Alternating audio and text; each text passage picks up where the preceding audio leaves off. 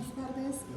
Voy a presentar mi fragmento que me ha tocado de conceptos básicos en el tratamiento de maloclusión. Como introducción, podemos decir que el tratamiento de ortodoncia es un método para corregir la maloclusión. Del mismo modo, el aparato Mew es una herramienta que puede estar sujeta a cambios en el tiempo. La herramienta no dicta el enfoque para el tratamiento, más bien sería la clave para el éxito en un tratamiento de ortodoncia. Es un concepto claro de la maloclusión que permite que permanece aún cambiemos de herramientas como un aparato Mew o un aparato Yu. Conceptos básicos en el tratamiento de maloclusión. El concepto de maloclusión es fundamental para el éxito del tratamiento de ortodoncia y consta de dos puntos claves.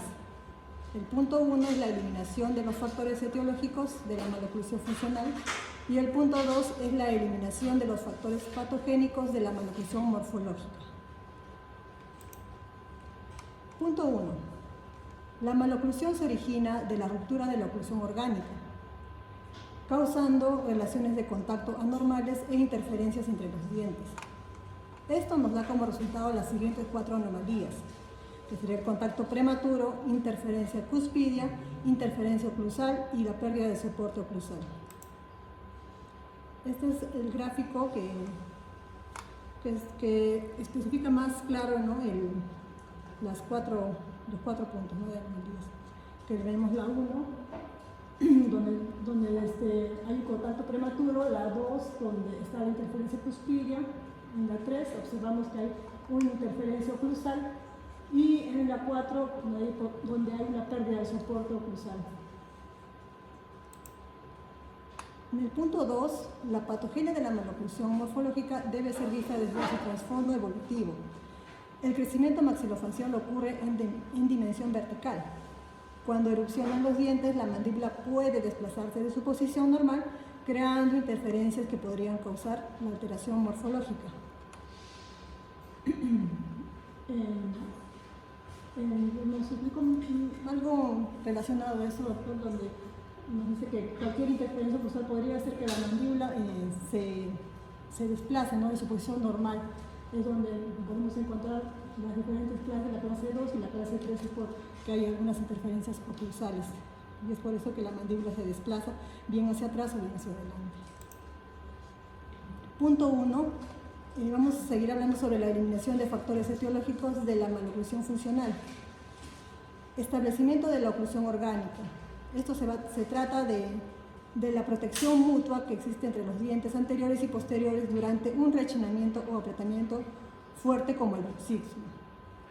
Se debe establecer una oclusión orgánica que permita un bruxismo confortable para aliviar el estrés.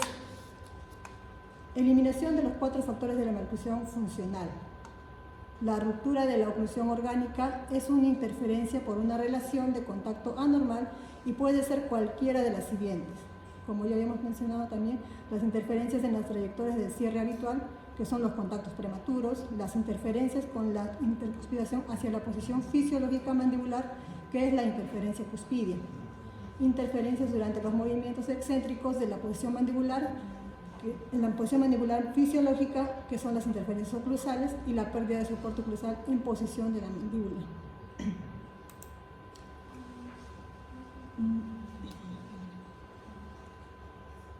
Bueno, en estos gráficos nos señala también el principio básico de la oclusión orgánica, en la figura 1.3, cuando se ejercen fuerzas oclusales intensas, como las fuerzas musculares.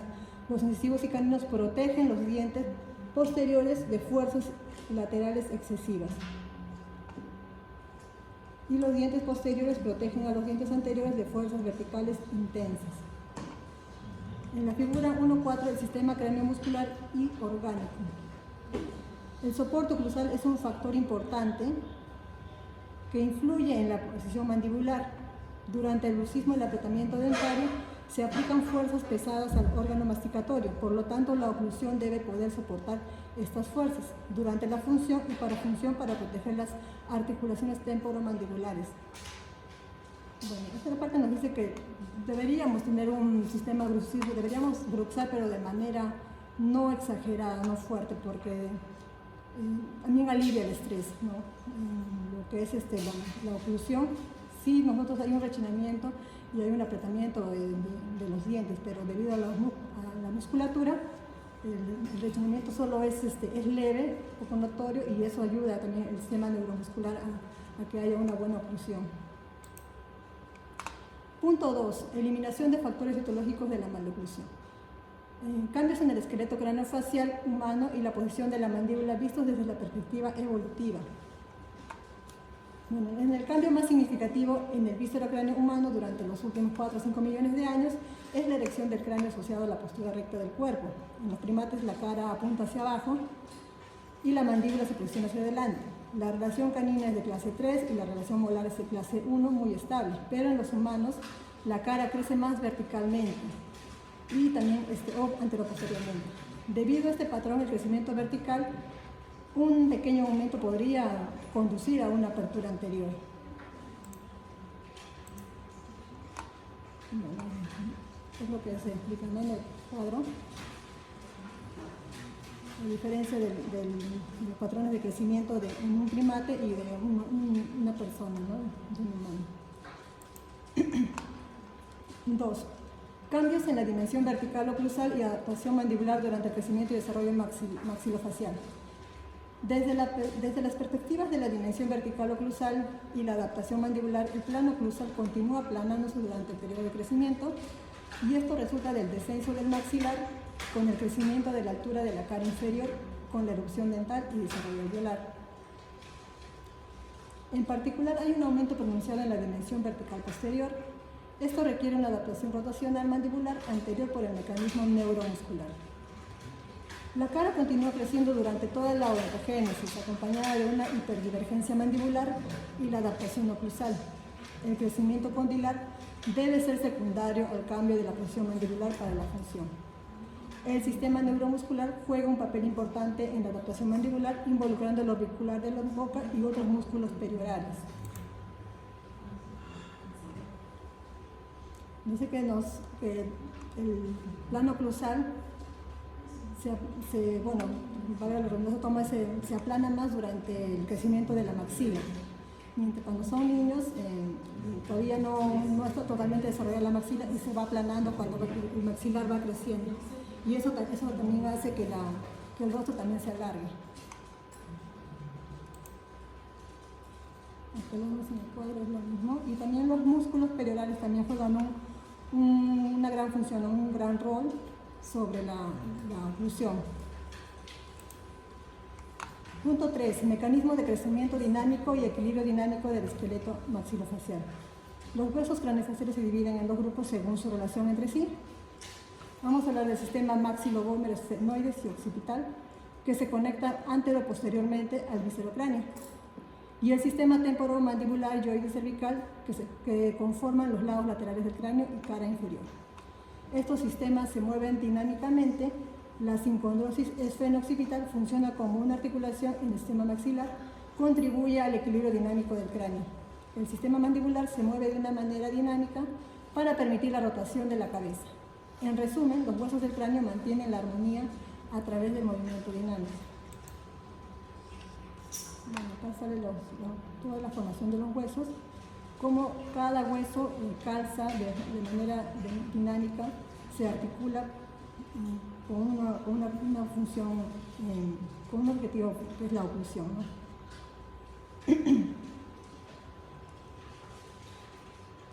Tenemos el sistema el maxilar y el sistema mandibular. Maxilar, vomer, estenopalatino, y el occipital en el cuadro A, de figura A, y en el B la mandíbula con los temporales.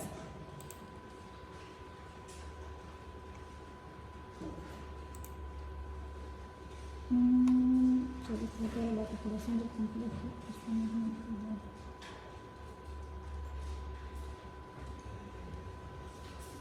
Acá tenemos la articulación. Bueno, sobre la sutura entre los huesos temporal y parietal refleja el movimiento dinámico del hueso temporal, La estructura escamosa funciona como una articulación deslizante para amortiguar las fuerzas aplicadas al hueso temporal. La oclusión es una función dinámica que se da entre los sistemas maxilar, vómer, estenoides occipital y temporomandibular y oide cervical. En un individuo en crecimiento, las estructuras craneofaciales están muy abiertas, por lo tanto la función oclusal tiene gran impacto en el equilibrio y el desarrollo craneal. Este equilibrio dinámico determina el patrón de crecimiento y el desarrollo maxilofacial. Por ejemplo, acá vemos que si es que hay un mayor desarrollo en un lado, provoca la asimetría facial, ¿no? Que puede ser que también haya una desviación de la línea media a causa de una interferencia oclusal o que haya un bajo crecimiento también de un lado de la cara. Eso sería todo. Bueno, en este momento que me ha tocado. Dime, ¿el bruxismo es una condición fisiológica? Según lo que nos dice que tiene que haber un ligero bruxismo. ¿Y de qué le sirve el bruxismo a las personas? Y tiene que haber contacto. Sí, pero ¿por qué lo consideran fisiológico? Para establecer una oclusión orgánica. No entendí que habías dicho que es una forma de aliviar el estrés. Ajá, también. ¿no? Sí. Y que ¿cuándo es que el bruxismo se convierte en patológico? Cuando ya ocurre desgaste. ¿Y por qué ocurriría desgaste? Tiene mucha carga de estrés. Eso puede ser neurológico también. Bueno, carga de estrés. O sea, una condición de bruxismo leve es una condición normal para ellos. Sí. Y que está relacionado al estrés. Sí. Y el estrés se puede liberar con un bruxismo leve, o se puede liberar con una gastritis, o se puede liberar de muchas formas. Y que mientras tengas una maloclusión, tu bruxismo leve es muy dañino. Sí. Porque la clase 1 protege no solo la función, sino protege también un mecanismo de protección. Cuando haces una guía camina, estás protegiendo a los dientes vecinos. Pues si tienes una mala oclusión, entonces va a existir destrucción dentaria. Claro. Por ejemplo, también habla de las interferencias oclusales, ¿no? Si hay una interferencia oclusal también puede existir un bruxismo ya muy patológico.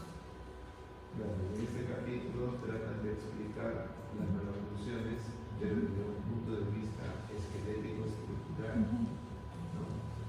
Y hablan de interferencias oclusales que pueden generar maloclusión. Sí. Pero las maloclusiones también pueden tener un origen genético hereditario, que sería de los padres. Sí, exactamente. No siempre va a ser los contactos prematuros.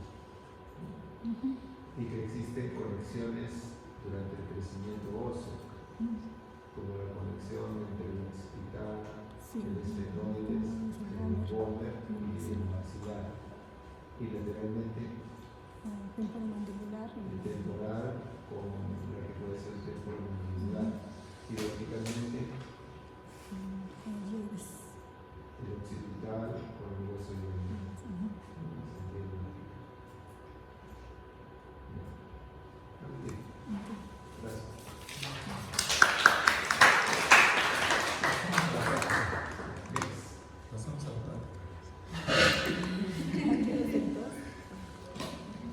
Las conclusiones para esta filosofía deben partir muy probablemente de la parte genética, de más allá de la parte mental.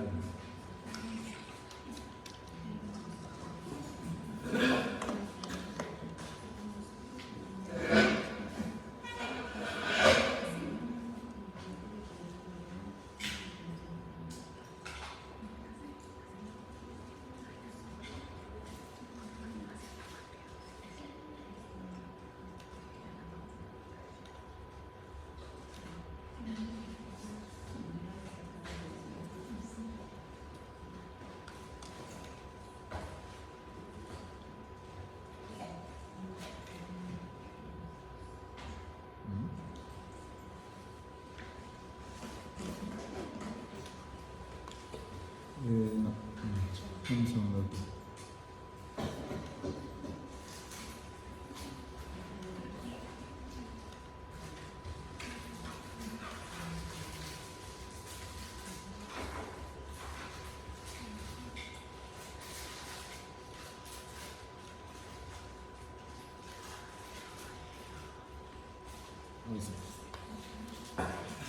Bueno, continuando, doctor, con la presentación de la primera parte del libro, Automatic Treatment of Malocclusion, la parte de teoría y los principios, los conceptos básicos, ¿no?, en el tratamiento de la malocclusión.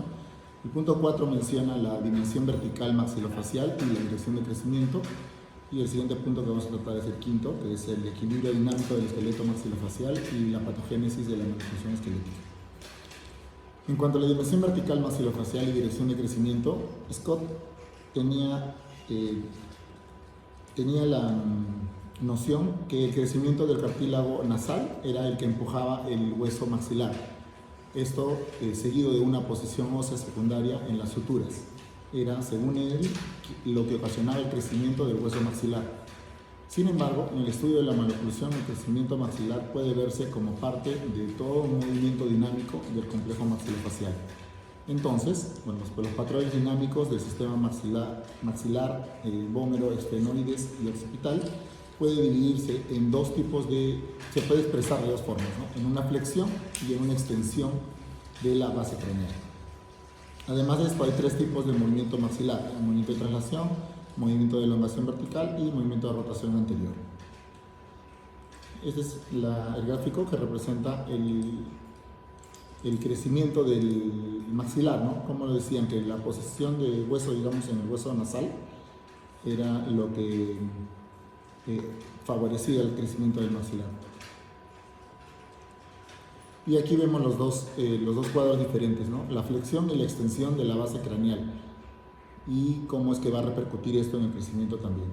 La figura 18 nos dice que la flexión base craneal y dirección de crecimiento maxilar, el mecanismo dinámico de la base neurocraneal se divide en extensión y flexión. La extensión hace que el maxilar rote hacia adelante a través del hueso vómero, mientras que la flexión tiende a mover el maxilar hacia abajo y verticalmente. Entonces, cuando el cráneo muestra un patrón de flexión, el ángulo de la base craneal y la dimensión anteroposterior disminuyen. ¿Qué va a ocasionarse? Que la dimensión vertical maxilofacial aumente porque el maxilar se elongó verticalmente. La mandíbula necesita, por este proceso que ocurrió antes, necesita rotar para adaptarse a la elongación maxilar. Este movimiento va a hacer que el hueso temporal rote hacia afuera y se expanda lateralmente, aumentando también el ancho facial. También va a haber un crecimiento insuficiente de la tuberosidad maxilar porque el maxilar se elongó verticalmente sin mucha rotación anterior. ¿Qué es lo que va a ocasionar esto? Va a ocasionar un problema llamado discrepancia posterior, que es la falta de espacio para la erupción de los molares. El plano oclusal posterior maxilar se vuelve más horizontal. Los molares maxilares son empujados hacia abajo y sobreerupcionados. Esto a su vez va a aumentar aún más esta dimensión vertical y va a aplanar el plano de la oclusión. Por ende, ¿cuál va a ser el problema? Un prognatismo mandibular esquelético y el prognatismo mandibular con mordida abierta. Este es el primer proceso. Antes de explicar el segundo, vamos a mostrar este, ¿no? Esta es la imagen en la que se muestra qué es lo que está ocurriendo, ¿no?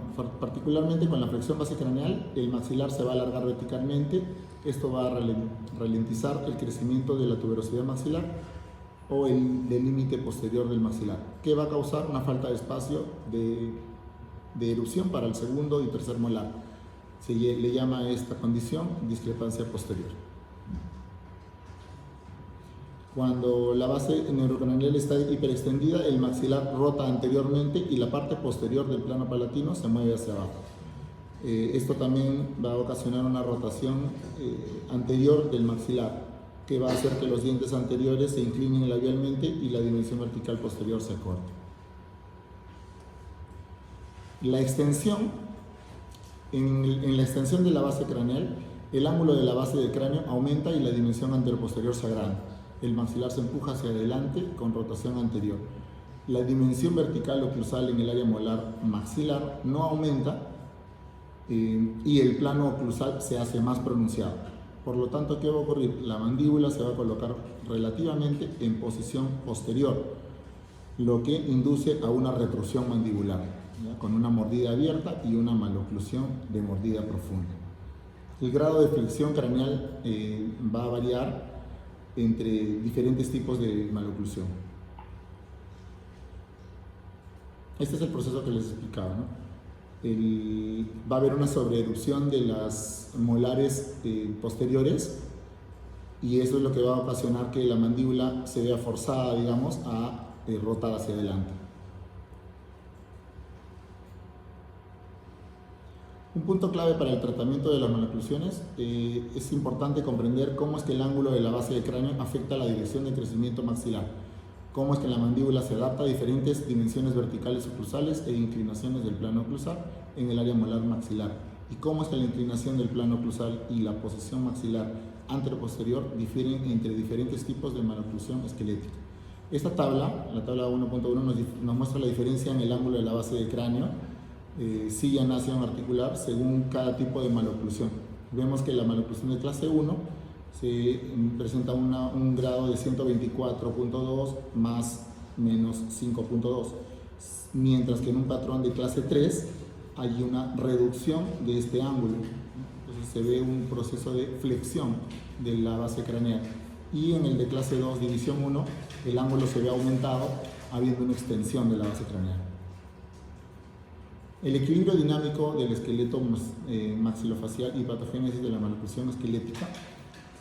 Partimos desde los puntos, mencionando esos puntos, ¿no? Los esqueletos de clase 3 van a mostrar una mayor flexión basicraneal y un patrón maxilofacial vertical, mientras que los esqueletos de clase 2 muestran una base craneal más extendida y un patrón maxilofacial horizontal. Esto implica que la extensión de la flexión basicraneal influye en gran medida en la dirección de crecimiento maxilofacial. Las maloclusiones esqueléticas frecuentemente son consideradas como anomalías anteroposteriores o horizontales, ¿no? Siempre que lo vemos desde el punto de vista de la oclusión, hemos hecho referencia a que es un problema horizontal. Sin embargo, deberían percibirse como problemas verticales, ya que involucran la base de cráneo. Se entendería por qué la mandíbula está protruida en los casos de clase 3 y por qué la mandíbula está retruida en los cuadros de clase 2. En las maloclusiones esqueléticas de clase 3, el ángulo de la base del cráneo es pequeño, lo que expresa un crecimiento maxilar más inferior, con un pequeño aumento del diámetro anteroposterior del maxilar y un gran aumento de la dimensión vertical de la cara. También existe una falta de espacio para la erupción de los dientes posteriores debido al crecimiento anteroposterior limitado del maxilar. Aquí están las dos tendencias, digamos, que van a haber del desarrollo. Cuando hay una apertura del ángulo de la base del cráneo, cuando hay una flexión de la base del cráneo, este paciente va a desarrollar un prognatismo mandibular, ¿ya? Porque la mandíbula va a tratar de compensar y va a rotar. Y en el otro caso vemos una extensión del ángulo de la base craneal. El prognatismo mandibular se asocia con la longitud corta de la base del cráneo anteroposterior y una gran flexión lineal, lo que provoca que el plano oclusal sea plano debido a una supraerupción de los dientes posteriores. Y en la protrusión maxilar, la base del cráneo es larga y extendida. Los dientes maxilares anteriores están inclinados labialmente debido a la rotación anterior de la maxila. La patogenia del prognatismo mandibular. La dimensión vertical oclusal posterior aumenta. ¿Debido a qué? A la formación, al desarrollo y a la erupción de la segunda y de la tercera molar. Seguido a esto, se ocasiona una discrepancia posterior, ¿ya? Que se ve representada por el aumento de la dimensión vertical y un aplanamiento del plano oclusal posterior, ¿ya? Que dan lugar a una mordida abierta anterior severa. La mandíbula intenta compensar funcionalmente esto, generando una rotación anterior, lo que va a provocar al mismo tiempo un posicionamiento hacia adelante de la mandíbula. La capacidad de estiramiento de los músculos maceteros no puede hacerle frente a ese aumento de dimensión vertical oclusal y se origina como resultado que el plano mandibular se vuelve más empinado. Por tanto, los esqueletos de clase 3 se caracterizan por un aumento de flexión de base de cráneo y un patrón maxilofacial vertical, por lo que se denomina un síndrome de cara alargada. Las maloclusiones de clase 3 tienden a considerarse problemas, como le dije, anteroposteriores o horizontales debido al patrón de oclusión, pero en realidad deberían ser considerados anomalías verticales. Esta es la imagen que representa, ¿no?, el prognatismo mandibular que se ocasiona. El maxilar superior tiene una fuerte tendencia a descender verticalmente. Bajó el maxilar por la posición de la base del cráneo y hay un espacio de erupción limitado para los dientes posteriores. Esto va a ocasionar que haya un aplanamiento extremo del plano oclusal. La mandíbula intenta adaptarse, no lo logra hacer y genera una rotación anterior que la lleva hacia adelante. El mismo esquema también menciona lo mismo. En el caso de la retrusión mandibular ocurren sucesos diferentes. Durante el desarrollo de la maloclusión de clase 2 van a incrementarse las respuestas adaptativas opuestas. ¿Ya? El ángulo de la base de cráneo es grande en la maloclusión de clase 2 debido a que el maxilar va a rotar. El maxilar rota hacia adelante, ¿no?, con el crecimiento. El plano oclusal posterior no se va a aplanar, sino que se va a hacer más pronunciado en muchos casos. Y esto va a hacer que la mandíbula necesite adaptarse a esta situación de rotación hacia atrás, ¿no?, en un lugar de que sea hacia adelante. La curva de Spitz se reduce y se desarrolla una mordida abierta. Los cóndilos se comprimen cuando los dientes entran en oclusión. Se va a inhibir el crecimiento condilar y esto va a provocar una mayor retrusión de la mandíbula, acentuándose el plano mandibular. Por lo tanto, las maloclusiones de clase 2 como las de clase 3 son anomalías verticales. Esta es la imagen que representa también este tipo de maloclusión, ¿no?, de este tipo de cuadro de retrusión mandibular.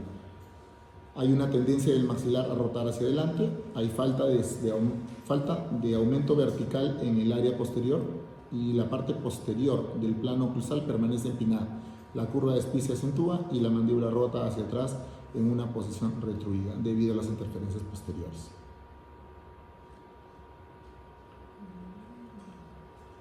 Lo mismo, ¿no? ¿Qué es lo que va a ocurrir con las articulaciones temporomandibulares en estos cuadros? Que se sobrecargan y es por eso que en estos pacientes hay una alta prevalencia de disfunción articular. Cuando existe una diferencia en la dimensión vertical oclusal entre el lado derecho e izquierdo, ¿qué va a ocurrir? La mandíbula va a desviarse lateralmente. La mandíbula generalmente se desplaza hacia el lado con una dimensión vertical oclusal menor. El hueso temporal va a comprimirse a través de la articulación temporomandibular, alterando el equilibrio derecho e izquierdo, los órganos del equilibrio. La cabeza va a generar una inclinación hacia el lado con una dimensión vertical mayor. Este sistema temporomandibular hioides cervical debe compensar la inclinación de la cabeza a través de las actividades musculares asimétricas. Esto afecta el equilibrio esquelético de todo el cuerpo y altera la postura corporal. Eso también debemos evaluarlo, ¿no?, como un punto clave para el tratamiento de las maloclusiones. Vemos aquí una alteración. Cuando hay mayor carga de masticación hacia un lado, va a haber una desviación mandibular. El organismo va a tratar de compensar esto generando una inclinación en la cabeza y esto también va a repercutir a través de todo el sistema muscular en el cuello y la misma postura del paciente. Los objetivos del tratamiento de las maloclusiones son eliminar los factores de maloclusiones funcional y establecer una oclusión orgánica. Es importante entender que las variaciones esqueléticas humanas surgen de las diferencias en la dimensión vertical oclusal y la inclinación del plano oclusal en el área maxilar. Se debe restaurar el equilibrio dinámico del esqueleto maxilofacial, corrigiendo el plano oclusal y la dimensión vertical oclusal en el área molar. Esta imagen, bueno, representa un poco, ¿no?, cómo es que ha habido la evolución, ¿no? Había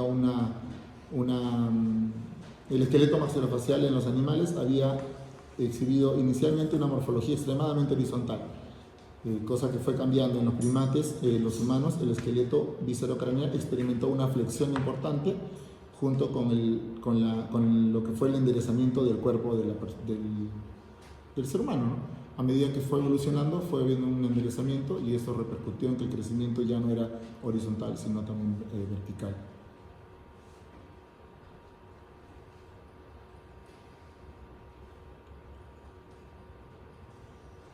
Y eso sería todo. ¿Podrías explicarnos en pocas palabras por qué es que una maloclusión de clase 2 o clase 3 no es una maloclusión cervical, sino es una maloclusión vertical? Por la dirección del crecimiento que está causado por la flexión, o sea, cualquiera de los dos cuadros, sea flexión o sea extensión, el problema se va a generar por la dirección del crecimiento del maxilar. La dirección del crecimiento del maxilar siempre va a ser vertical. Entonces, esto va a originar que si el maxilar, digamos, crece adecuadamente, si crece, permítame, si hay una flexión del maxilar, el maxilar va a crecer hacia adelante. Entonces, esto va a ocasionar sobreerupción de las sobreerupción de las piezas posteriores y va a generar una rotación de la mandíbula, tratando de compensar esas interferencias oclusales posteriores que va a tener. Entonces, el crecimiento vertical va a afectar en la posición que toma en la mandíbula para adaptarse a ese crecimiento del maxilar. No sé si me logro hacer entender. No. En una flexión de la base del cráneo. En una flexión. ¿La superior hacia dónde crece? ¿Hacia adelante o hacia abajo? Hacia abajo. Hacia abajo. En una flexión, sí. Pero déjenme plagiarlo.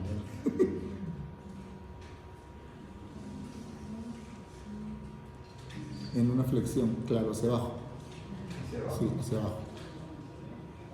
¿No? Entonces, en una flexión de la base del cráneo existe un crecimiento vertical maxilar. Vertical maxilar.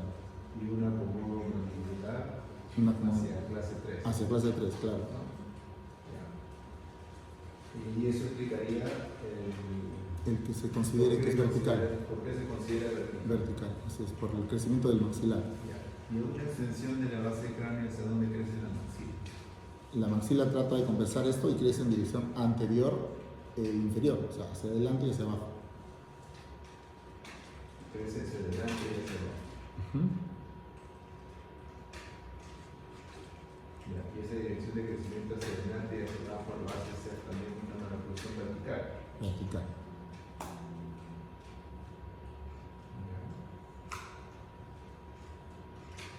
Tal vez podría tener un componente más horizontal, más hacia adelante que hacia abajo.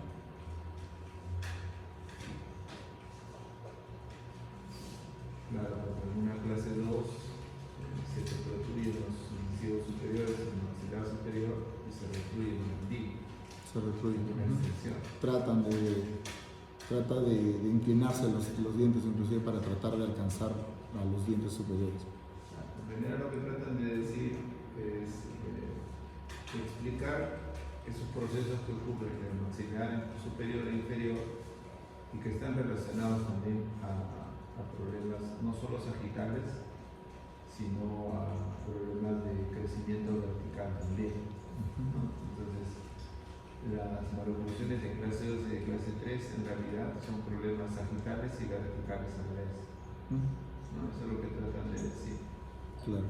Ahora, ¿de dónde sacaron que en una flexión y en una extensión la maxila crece hacia abajo y la maxila crece hacia adelante? ¿De dónde sacaron? ¿Se les ocurrió? No. ¿Por simple observación? ¿Hicieron un grupo de pacientes? ¿No? Sí, según una de Eso No lo encontré. el desarrollo filogenético de las especies. Se basaron en cómo era el comportamiento del crecimiento del miocilio y la mandíbula en las especies. Y ahí dedujeron de que ese comportamiento de crecimiento maxilar y mandibular es parte de la evolución de las especies. En otras palabras, nuestras evoluciones son parte de la evolución del ser humano. Claro, como le decía, del proceso de evolución, porque en un primer momento cuando se caminaba en 4 brazos había mayor inclinación, la dirección de crecimiento tenía la diferencia. Evolutiva. Es teoría, no nada que diga que es una verdad absoluta. Así es. Bueno, Gracias.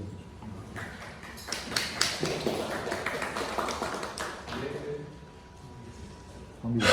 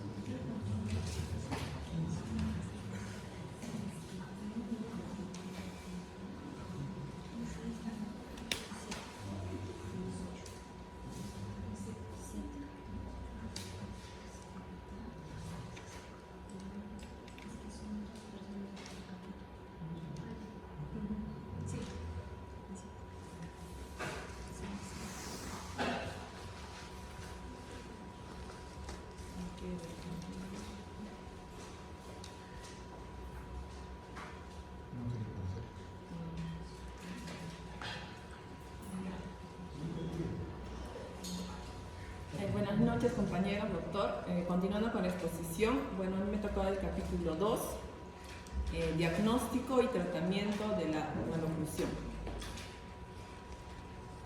Bueno, como introducción, tenemos que en el campo de la odontología, el diagnóstico se describe como una determinación del grado de desviación de la normalidad, ¿no? Durante la trayectoria de vida, ¿no?, del paciente o del ser humano, puede ocurrir una desviación, ¿no? Esta desviación puede ser irreversible, lo que puede ocasionar una disfunción. Se considera que el órgano masticatorio es un sistema cibernético. El órgano masticatorio es multifuncional, a diferencia de otros órganos que son monofuncionales, ¿no?, porque abarca diversas estructuras, tanto nervios, músculos del ATM, ¿no? Podemos ver también la oclusión, dentro de esto las funciones, ¿no?, que tenemos, como la masticación, el discurso, la postura, la estética. Como en la mañana también explicó el doctor, muchas veces el cuerpo, para mantener una buena salud o dentro de lo normal, utiliza ciertos mecanismos, como la adaptación y la compensación.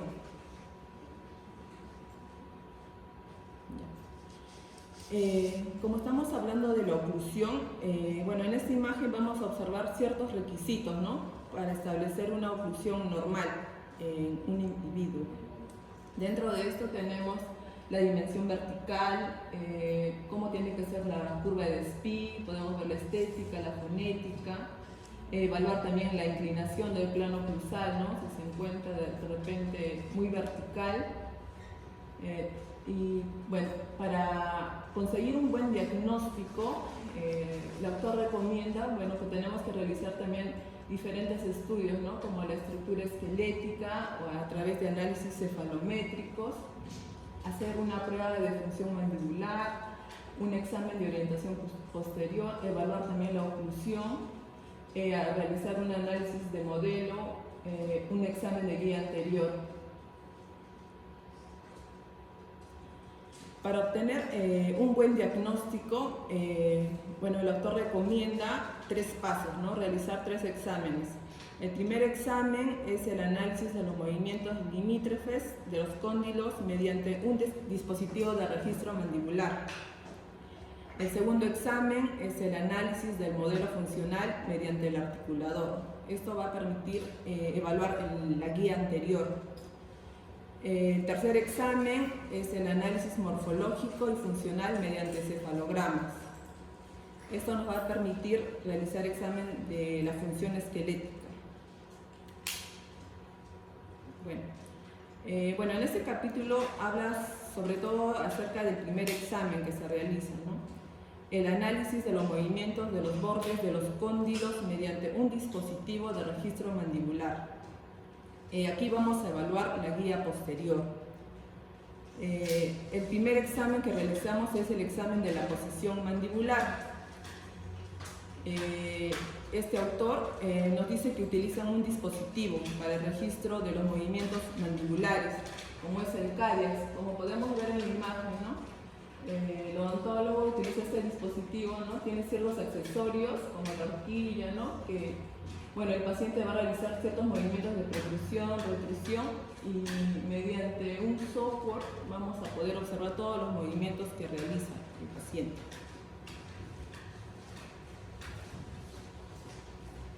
El segundo examen es el examen del soporte posterior. Aquí nos dicen que muchas veces la carga excesiva que hay sobre las articulaciones puede interferir en el desarrollo y en el mantenimiento de las estructuras articulares sanas, lo que puede dar lugar a movimientos y a la función fisiológica de las articulaciones. La posición del eje de bisagra se examina en diferentes posiciones mandibulares, directamente en el paciente, ¿no? Utilizando este dispositivo CADIAX. En la primera imagen vamos a observar que el cóndilo se encuentra en su posición sin exceso de carga articular. En la segunda vamos a observar que existe ya una compresión, ¿no? Entre el cóndilo y la cavidad glenoidea. En la tercera hay una distracción, el cóndilo desciende ligeramente, y en la cuarta imagen hay una posición anterior del cóndilo. En el tercer examen vamos a realizar un examen de la guía posterior, ¿no? En este examen vamos a registrar todos los movimientos mandibulares básicos, ¿no? Como es la protrusión, la retrusión, la mediotrusión, izquierda, derecha, apertura y cierre, los movimientos funcionales, ¿no? La guía canina. Luego se va a tomar las mediciones de la posición condilar. Hay ciertos elementos evaluados para los trazados de este dispositivo CADIAX, ¿no? La primera es que va a tener ciertas características, ¿no? Que los clasifican como, aquí sobre todo, este dispositivo va a realizar líneas, ¿no? Estas líneas pueden ser rectas, cóncavas, convexas y combinadas también. En la primera imagen podemos observar, ¿no? Un movimiento condilar y la calidad del trazado. Los trazados CADIAX de apertura y cierre, protrusión, retrusión, mediotrusión, derecha e izquierda se superponen, nos dice, durante los primeros 6 a 8 milímetros en pacientes con articulaciones sanas. De ahí vamos a también observar la calidad. Esta calidad se registra mediante líneas suaves, se puede clasificar como excelente, regular, media o mala. La cantidad de movimientos se clasifica como media, aumentada o reducida. Ahí podemos ver en la otra figura la cantidad de movimiento condilar. La distancia de movimiento es normalmente de 15 milímetros para la apertura y cierre y de 10 milímetros o más incluso para la protrusión. La cabeza inferior del pterigoideo lateral y el digástrico son los músculos que abren la mandíbula, mientras la acción del vientre posterior del temporal es la que va a cerrar la mandíbula. El otro elemento es la simetría, ¿no? Pueden ser simétricos y no simétricos.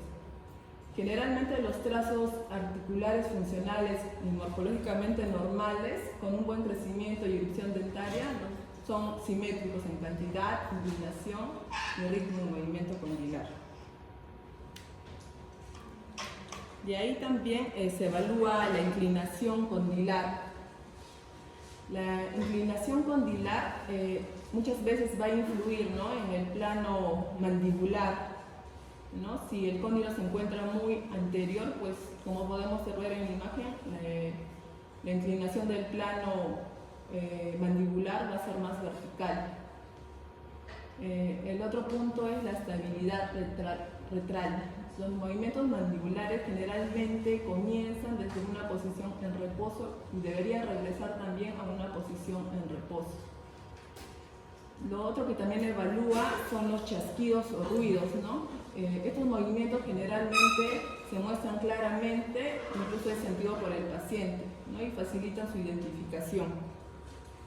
Ahora, existen diferentes tipos de chasquidos también, como el clic traslacional, que es el chasquido que ocurre a menudo durante la traslación condilar, cuando el disco se desplaza anteromedialmente. El chasquido en este caso suele ser recíproco, ¿no? Suele ser recíproco, luxación en la apertura y reducción en el cierre. El otro tipo de ruido es el clic rotatorio. Este chasquido rotatorio ocurre durante la rotación condilar o más tarde en la fase rotatoria. El otro tipo de ruido es el clic por sobre-rotación. Cuando el cóndilo gira más al final de la traslación en la apertura, el disco se desplaza posteriormente con un sonido de chasquido. Y el último sería el ruido articular debido a cambios morfológicos. Otro elemento también es la situación de los ligamentos y el desplazamiento en Y. Los ligamentos sueltos y la formación condilar se observan a menudo entre los pacientes con maloclusiones o en una disfunción temporomandibular. Estas afecciones pueden inducir a un desplazamiento lateral debido a la rotación excesiva condilar en el espacio articular inferior durante movimientos condilares bilaterales.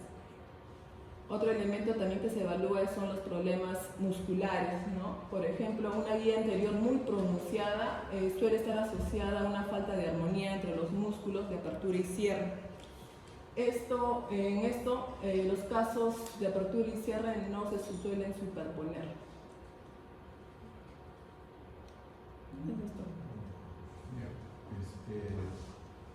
El axiógrafo es un instrumento que mide el desplazamiento condilar en las diferentes funciones: apertura, cierre, estabilidad, en respiración, en disminución, en masticación, se reproduce. Y todos los registros son registros digitales.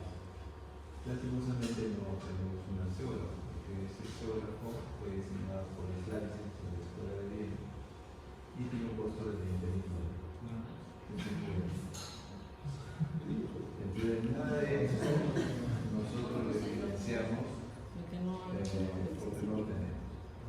A lo máximo que hemos llegado es hacer un montaje en articulador. Montaje en articulador para ver algunas cosas que hemos aprendido como nosotros, días anteriores, en referencias, hacer registros de primera intención. Ahí habría una posición de referencia a la posición inicial. No le llaman relación centro, una posición de referencia. Posición alterada también. Entonces no tengo problema.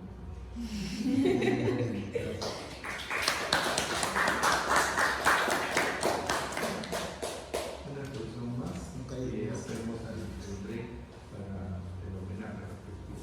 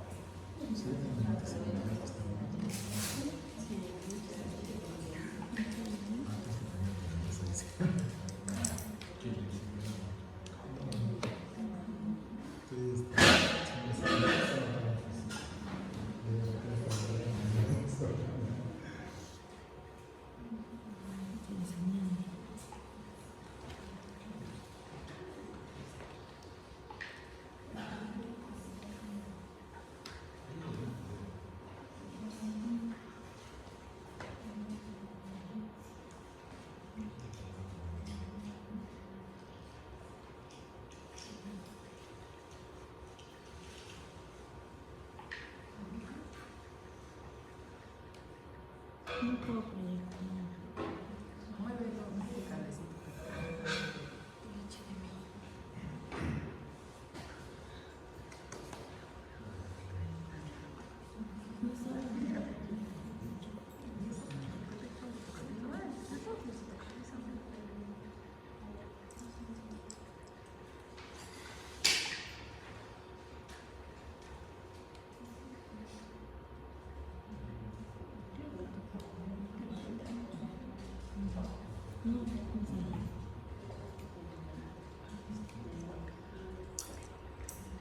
Si te la mando aquí. No sé por qué no entra. Te la mando y tú vas a abrir. ¿Qué? Códate el mío. Códate el mío. Códate el mío.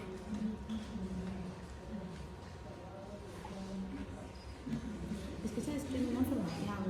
Ahora dice que no puedo proyectar. La cosa no puede proyectar. Como había un cable, yo lo había movido. Sí, está bien. Sí, sí. La PC no puede formar, no puede proyectar. ¿Qué se puede hacer? La PC no puede proyectar. No sé por qué.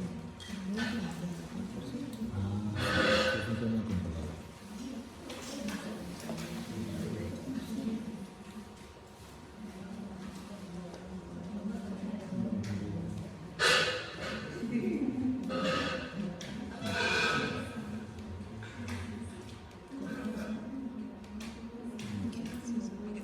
¿Te lo mando? Estoy conectando mi internet.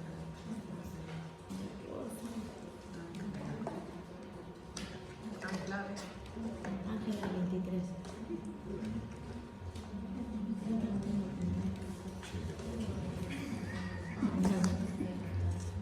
¿Qué más?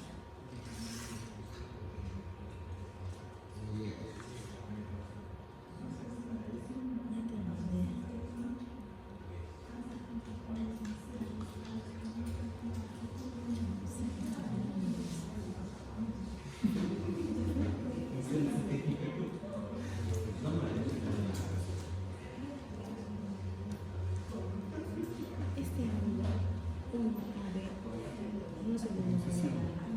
Es de los hijos,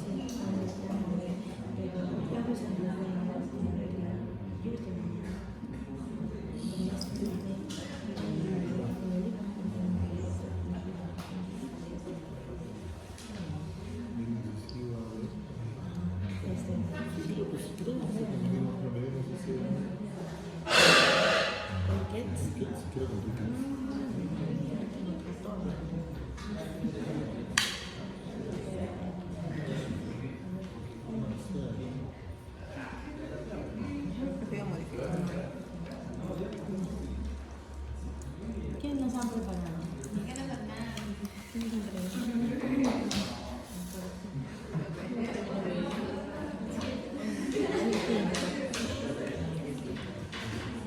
Sí, porque no tengo formato, no sé por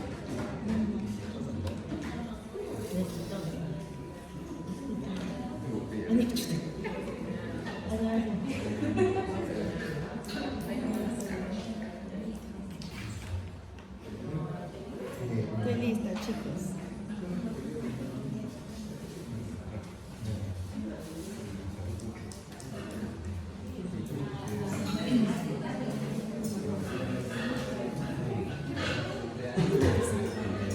Empezaré. Eran superiores, ¿cierto?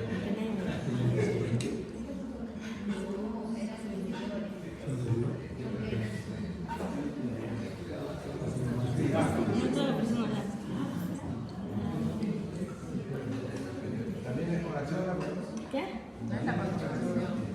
No, es la continuación, pero es más articulador y puntos cefalométricos. Ajá. Es como que no entiendo. Ya. Bueno, buenas noches. Continuando con el capítulo 2, que es diagnóstico en el tratamiento de las malnutriciones. Bueno, existen aparte otros exámenes, ¿no?, que refiere el autor, como es el examen 2, es el análisis funcional de los modelos utilizando un articulador, ¿no? Bueno, aquí el autor resalta el impacto que tiene una interferencia oclusal, ¿no?, sobre todo en la mandíbula, ¿no? Y bueno, como punto clave para montar los modelos de articulación refiere a dos planos, que es el plano orbital, que es el que se traslada a través del arco facial, ¿no? Que es el Frankfurt también, y el punto de referencia, que es el punto cero, también le llama el autor, que es el registro de la mordida que nosotros realizamos. Bueno, los puntos claves para montar modelos dentales en un articulador, el autor aquí refiere 9 puntos. Primero es el examen de la posición mandibular, que se da por medio de un indicador de posición mandibular, y este se va a usar para determinar la posición fisiológica o no. Y va a cuantificar también cuánto es el desplazamiento de la mandíbula con el punto de referencia, ¿no? Que es la mordida. También el segundo punto es la inclinación sagital del cóndilo, ¿no? Esto se da a través de usando una mordida de verificación en protrusiva. Y bueno, se evalúa viendo si existe una inclinación condilar con la guía dental y se hace una reconstrucción de la mordida.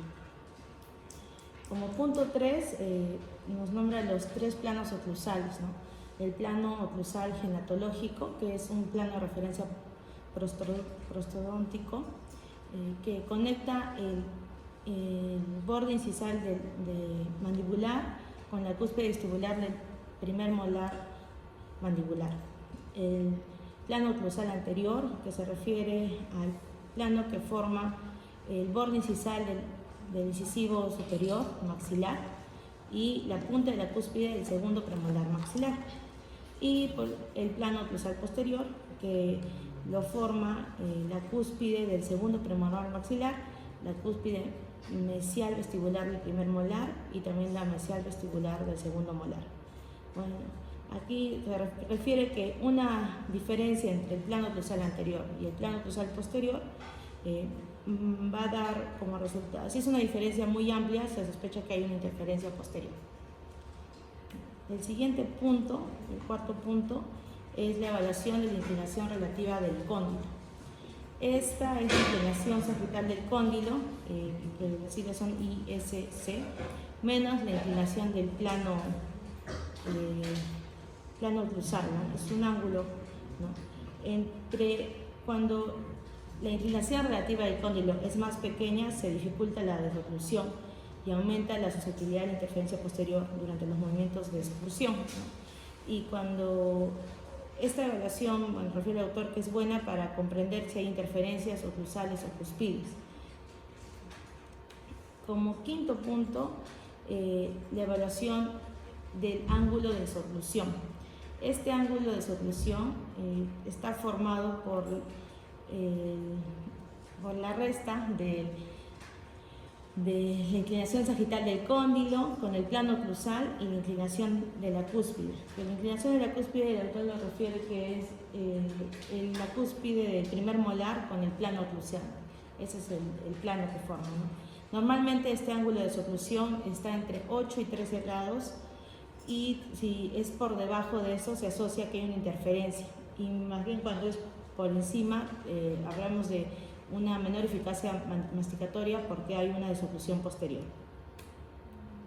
Como sexto punto está la evaluación de la guía anterior, GAP, ¿no?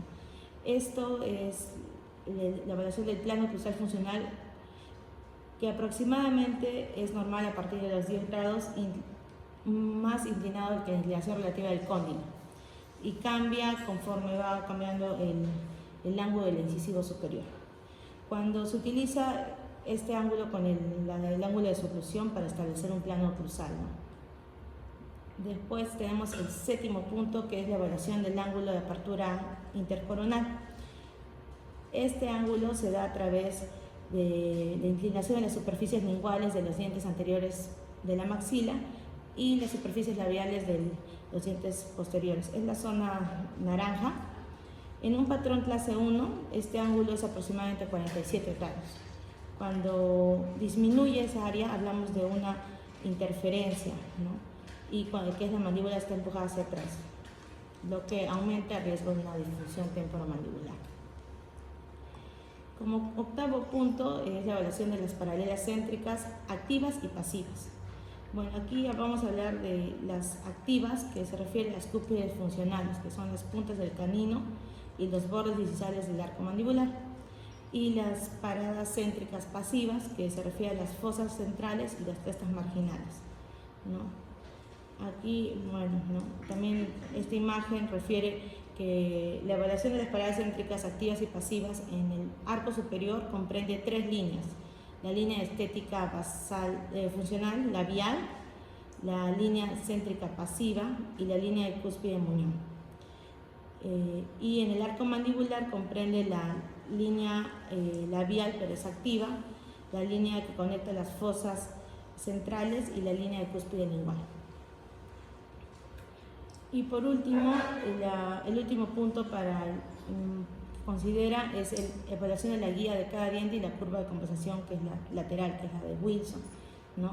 Aquí, bueno, el autor refiere que la guía dental es secuencial con los incisivos, siendo aproximadamente 10 grados más pronunciados que la inclinación sagital del cóndilo. Y esta guía forma la curva de Wilson para controlar la oclusión posterior. Bueno, en este punto, para la evaluación de todo esto, el autor indica que el análisis modelo sin el mecanismo neuromuscular facilita la evaluación de los factores etiológicos de la malnutrición funcional.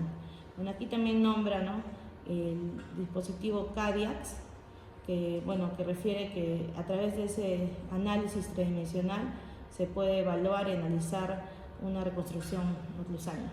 Eso es en cuanto al examen número 2.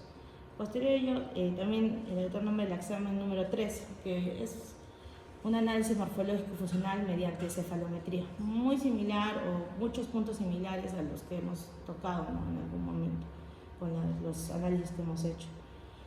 Aquí, bueno, refiere el autor que es muy importante ubicar el plano oclusal dentro del esqueleto maxilofacial, ¿no?, y eso se da a través del examen cefalométrico. El marco dental es una estructura triangular compuesta por 3 planos: el plano palatino, el plano que está en la parte superior, que es el maxilar, el plano AB como borde anterior de la mandíbula y el plano mandibular como plano basal mandibular, ¿no? Este marco dental analiza el equilibrio y la ubicación espacial del plano oclusal, ¿no? El equilibrio de este triángulo está estrechamente asociado con la inclinación del plano oclusal, un plano funcional del sistema oclusal. El plano mandibular está adaptado al plano oclusal. Las características morfológicas, variaciones de cada caso clínico se pueden evaluar a través del equilibrio de ese triángulo. Y más adelante describe cada punto, ¿no? Bueno, en primer lugar, describe los elementos a examinar en función a la adaptación funcional de la mandíbula o del plano mandibular. Aquí se encuentran 6 puntos. Primero está el ángulo formado de Frankfurt con el plano mandibular, ¿no? Este ángulo, bueno, que aproximadamente según la biografía es de 25 grados. Cuando el ángulo es mayor, la mandíbula tiene una baja capacidad de adaptarse funcionalmente al sistema oclusal a través de la rotación anterior. Como segundo punto menciona el plano palatino con el plano mandibular. Este es un indicador de la formología maxilofacial. Un ángulo mayor indica una rotación posterior de la mandíbula, ¿no? Y un ángulo, en cambio, un ángulo anterior indica una adaptación funcional. El tercer punto es el plano oclusal con el plano mandibular. Esto existe una relación funcional, bueno, también adaptativa, ¿no? Como cuarto punto es el plano oclusal superior. Este ángulo se mide para evaluar la respuesta mandibular a la inclinación del plano oclusal posterior maxilar y la morfología maxilofacial. Como quinto punto está la relación entre el plano oclusal mandibular y el plano palatino con el plano mandibular. Esta división, ¿no? La norma es de 0.54. Con el plano oclusal y el plano mandibular ligeramente más plano que la bisectriz del plano palatino y el plano mandibular. Y como sexto punto es la distancia entre el plano AB y el plano palatino, plano mandibular. Esto va a indicar la posición anterior o posterior de la mandíbula y la altura vertical. Como el autor refiere que es un punto clave que esto se evalúe para ver la adaptación de la mandíbula, ¿no? A la función que ocurre, ¿no? Después tenemos los elementos para examinar y evaluar la dirección del crecimiento maxilar en relación con la discrepancia posterior. Aquí tenemos la distancia entre A' y P', ¿no? Es el punto A' y P' sobre el diámetro antero-posterior del hueso maxilar. Y bueno, es de 44.1 milímetros para niños de 6 años y esto aumenta a medida que avanza el crecimiento hasta alcanzar los 51 milímetros y se mantiene constante desde ahí. Después, como segundo punto, está el punto A' con el punto 6, que es la parte mesial del primer molar. Y bueno, este permanece casi sin cambios, los niños con oclusión normal durante todo el periodo. Este es un punto muy estable, ¿no? Como tercer punto tenemos la relación entre A' y 6 y A' y P'. Esta relación indica la posición de AP del primer molar en el hueso basal. La norma es de 0.46, ligeramente mesial al centro. Como un punto clave para esta relación del crecimiento maxilar y la discrepancia, resulta relevante la relación entre la variación esquelética de la maloclusión y dimensión vertical oclusal. Ahora el autor refiere los elementos que se necesita para examinar y evaluar la posición e inclinación de los dientes anteriores y posteriores del maxilar y la mandíbula en relación a la morfología maxilofacial. Y aquí nombra ya los ejes de los incisivos, ¿no? En este caso, el eje del incisivo superior con el plano AB, el ángulo formado por el eje incisivo central maxilar y el plano AB. Igualmente, lo mismo, pero en milímetros, para el eje del incisivo superior y el plano AB. También está el eje del incisivo central inferior y el plano AB en ángulo y en milímetros. Doctor, aquí, bueno, yo también tengo una consulta porque en el libro no refiere medidas, ¿no? Y yo estuve buscando y comparando con los exámenes cefalométricos, pero Steiner analiza es el punto NA, NB, ¿no? Pero no encuentro medidas, o sea, como referencias, ¿no? Más o menos, ¿no? En el libro lo maneja de esa manera genérico. Las medidas están en el libro original de Sartre, lo voy a pasar. Sí, porque yo estaba buscando para tener una referencia, ¿no? Y bueno, también... ¿Qué? El ángulo intermolar también está formado por los ejes largos de los primeros molares superiores e inferiores. Bueno, ¿no? Estos elementos se examinan para evaluar las respuestas compensatorias de los dientes anteriores y posteriores en el sistema esquelético. Bueno, aquí vamos a ver los puntos claves para la evaluación. Es la rotación mandibular e inclinación de los dientes. Se evalúan como compensaciones por un aumento en la dimensión vertical oclusal y también se evalúa la variación esquelética. Los resultados se utilizan para determinar la dirección de la rotación mandibular en la construcción oclusal. Bueno, también nombra los elementos a analizar en el análisis funcional maxilofacial.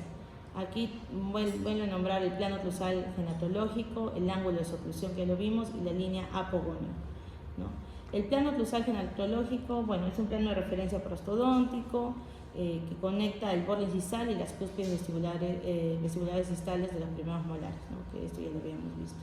El ángulo de su oclusión, que es el ángulo, la resta, ¿no? De la inclinación condilar sagital, el plano oclusal y el incisivo central. Es un indicador para ver la eficiencia de la masticación. Y la posición del borde incisal de los dientes anteriores, ¿no? Superiores es un parámetro estético, está entre 4 a 6 milímetros anterior a la línea apogonio y según el patrón esquelético la posición del borde incisal de los dientes anteriores de la mandíbula es de 2 a 3 milímetros a la línea apogonio y verticalmente el mismo señalado en la labial. Otro punto que refiere aquí en el análisis funcional maxilofacial es la curva de Spitz. Esta es una curva que conecta las puntas de los caninos, los premolares y los molares de la mandíbula. La profundidad de la curva es inversamente proporcional a la distancia que existe desde el cóndilo al plano oclusal. Una distancia del plano de oclusión largo está asociada a una curva de Spee profunda y una distancia del plano oclusal corto con una curva de Spee más plana. Bueno, también nombra la altura facial inferior, que es un ángulo formado por ENA, espina nasal, del punto chi, y del punto chi al punto de protuberancia, PM, ¿no? Protuberancia del metoneal. Dice que la norma está entre 49 para la especie que sucede japonesas, ¿no? Y esto sirve para ver la dimensión vertical oclusal funcional.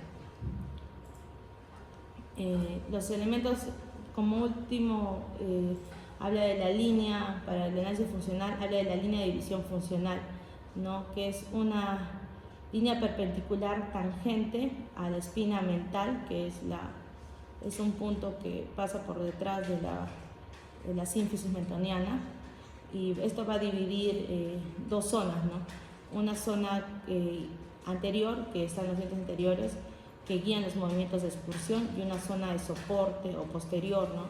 Que es una zona donde existe, bueno, va a ser la zona de soporte oclusal por la máxima intercuspidación. Aquí refiere el autor que en la clase 2 esta línea está más hacia el distal y muestra mayor tendencia a función del grupo, y en la clase 3 esta línea tiende a tener guía canina y se localiza más mesial, ¿no? Las evaluaciones morfológicas funcionales son importantes en el análisis cefalométrico, no solo para el tratamiento de ortodoncia, sino también para el establecimiento del plano oclusal en la reconstrucción oclusal protésica. Bueno, en resumen, el autor refiere que el tratamiento de la maloclusión, el objetivo principal es eliminar los factores etiológicos de una maloclusión funcional y establecer una oclusión orgánica, ¿no? Y la variación esquelética ocurre debido a las diferencias de dimensión vertical oclusal y el plano oclusal en el área maxilar. Eso sería todo. Gracias. De todo esto,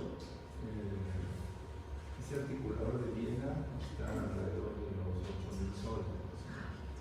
Que analiza todo. Entonces utilizamos un articulador convencional de los referentes para casos así en los cuales necesitamos, donde no existe una posición de referencia estable, donde tenemos casos de caída completa, hacemos montaje en articulador. Y el marco dental, que sí lo hacemos en todos los pacientes. Creo que hemos estado hablando de esta manera. Pero acá entenderán que existen algunos aparatos que no están, pues, digamos, a la disposición de cada profesional en cada consulta, ¿no? Pero que sí lo utilizan como parte de su diagnóstico, sobre todo cuando dirigen el tratamiento a pacientes con disfunción temporomandibular. Bueno, para mí me queda claro también. Muy bien.